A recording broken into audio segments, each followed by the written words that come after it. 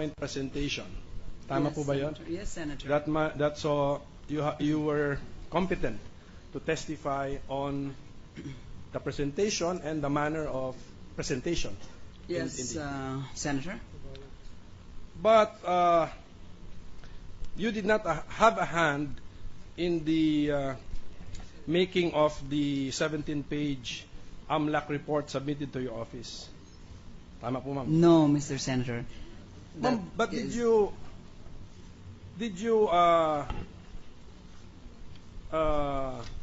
observe extreme care when you were preparing the PowerPoint, in the sense that did you exclude the accounts not under the name Renato Corona, Renato Coronado Corona, which are included in the 17-page AMLAC report? I noticed some. Yes, like Allied Bank. Yes, ma'am. Yes, there is, and there's zero.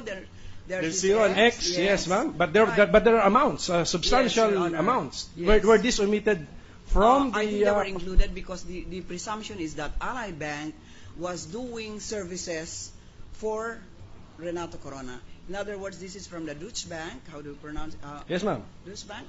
Deutsche Bank. Yes, ma'am. And then there must have been a remittance, and it was handled by Allied Bank. Yes, ma'am.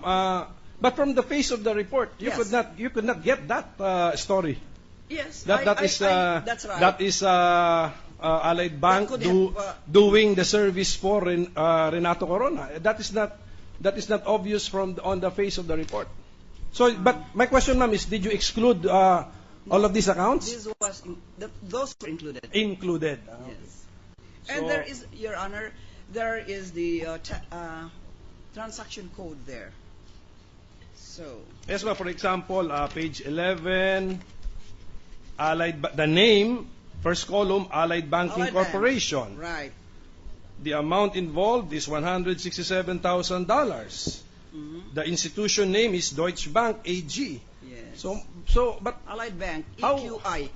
yeah, but why would we now attribute this to Renato Corona? Because on the face of the report. Because that's it, Your Honor. We thought that this was it came from Deutsche Bank and, of course, through Allied Bank. Yes, ma'am.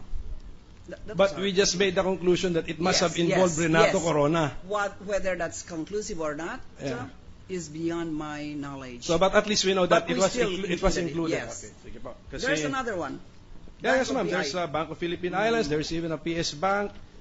And there's even a Zero and on X. page 12. There's a 0 and an X. Allied Bank, right. And the account number is 0, and the other one has around 15 zeros. Yes. Opo. PS Bank. Yes. And malalaki pong halaga ito, $471,000 plus. Yes. Yeah. And then, actually, there is even one entry where there is a peso amount and there is a dollar amount. Yes. Did you notice that? Did you also include that, Madam Ombudsman? No. What prevailed was peso. So That is on page 16, line number 5. PS Bank is the name, and there is a peso amount, and at the same time there is an FX amount. So parang double entry na po, ma'am. This is a peso amount. There's a peso amount, 6 million, Metropolitan Bank. 6,091,155.45. And in the FX amount, there is $135,359.01. We did not input it in the computation, Your Honor, because it's very clear that it is not denominated as a peso account. No, but that's Madam Ombudsman, that is the only entry which has both, it has entries in the peso column and in the dollar column. So it must have been a special transaction where you put peso value to it and a dollar value to it. Yes, this is sourced from Metropolitan Bank and TCO New York. So, Madam Ombudsman, the important concept I think that you extracted from the 17-page AMLC report is what you call the fresh deposits. What you would believe would be the core dollar Yes. ownership of Renato Corona. And at what amount did you put this, Madam Ombudsman? Fresh deposits, no? 12, Uh, approximately 12 million. I just finished $12 my million. questions. $12 million. Approximately.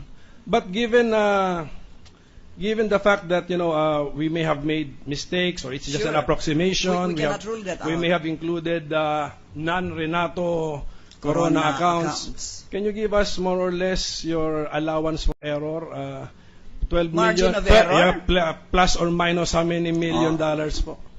Or minus how many million dollars? 11, 10, but it could not be lower than 10. So the estimate of the Office of the Ombudsman is that the fresh deposits would be 10 million to 12 million Yes, dollars. Your Honor. After the one-year ban, Madam Senator, if the charges presently being investigated by the Office of the Ombudsman are not included in the impeachment charges, then I don't see any reason why there should be no chance to file another impeachment complaint. I'm sorry, I don't again. get the question very correctly. The answer very correctly. Is your answer a yes or a no? Is that a yes? You are For the purpose intending of to file. filing Yes, an impeachment complaint, that's right. if that is warranted after the investigation, conclusion of Thank the you. investigation. Yes, that is what the law says. For the purpose of filing a verified complaint for impeachment, if warranted. If you think it is warranted, Then then the only purpose will be to file a second impeachment complaint. Isn't that so? Is that a fair question? If it's warranted, we will. All right, thank you. That is the only question. So we are placing the defendant on notice that even if this court acquits him, he can expect a second impeachment complaint by December this year. For that is what the law says. The Ombudsman cannot investigate unless it is for the sole and only purpose of filing a verified complaint for impeachment if warranted. You are so warned. May I be allowed to Counsel. speak, Your Honor? That is for the presiding officer too. May I please be allowed You may answer. to qualify Yes. that nothing will prevent the Ombudsman from filing for future proceedings if warranted. I take that as a yes. I am a student of constitutional law.